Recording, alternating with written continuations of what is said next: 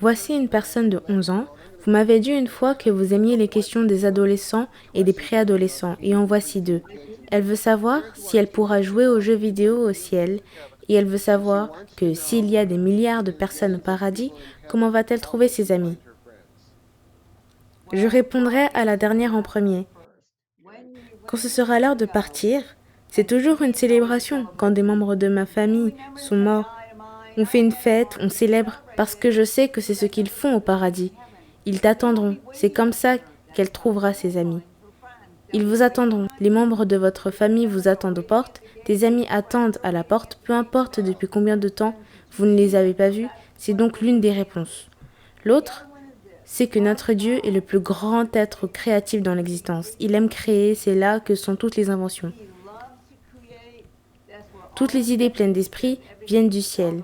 Ils sont envoyés sur cette terre, ils vont dans l'esprit de l'homme, et quiconque saisit cette invention ou idée, ils le mettent là-bas en premier. Et tu ferais mieux d'être prêt pour qu'un flot de ceci se produise juste après tout ça. Le désordre est terminé et Trump a été inauguré. Je vous dis que les idées et les inventions seront multipliées et augmentées, des choses que nous n'avons jamais vues auparavant sur la terre. Donc Dieu est un Dieu créatif. Il fait des endroits amusants au paradis. Il y a des endroits profonds dans le ciel. Il y a la crainte et la splendeur au ciel.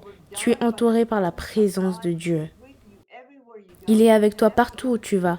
Tu peux vraiment aller voir le Père, voir le Fils ou même voir le Saint-Esprit quand tu arrives au ciel. Vous n'êtes tenu à l'écart d'aucun d'entre eux, d'accord? Si tu as été vu juste et tu as été emmené au paradis, c'est là que tu vas vivre. Tu as accès à lui. Mais les choses auxquelles tu ne t'attends pas sont le plaisir et l'aventure qui sont au paradis. Pourquoi ne les créerait-il pas? Il peut faire tout ce qu'il veut. Et comme je viens de le dire, les parcs d'attractions et toutes les choses amusantes sur la Terre, ces idées sont venues du ciel. Maintenant, peu importe qui l'obtient, il pourrait y mettre de la souillure, il pourrait faire des choses dans les films. Il y a des films au paradis. D'où pensez-vous que cela vient? Dieu aime raconter des histoires, sauf que ces films n'ont pas besoin d'être notés. Il n'y a rien de souillé en eux. Il n'y a pas de langage profane, mais ce sont les choses les plus excitantes et les plus aventureuses que vous n'avez jamais vues.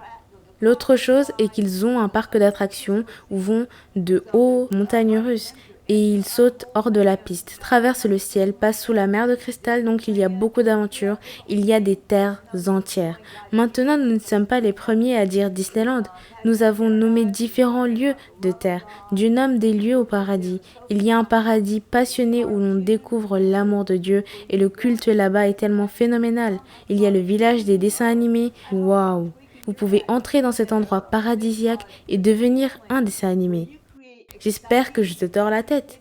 Il y a un endroit qui s'appelle la Terre des vidéos où vous créez des vidéos d'aventures passionnantes.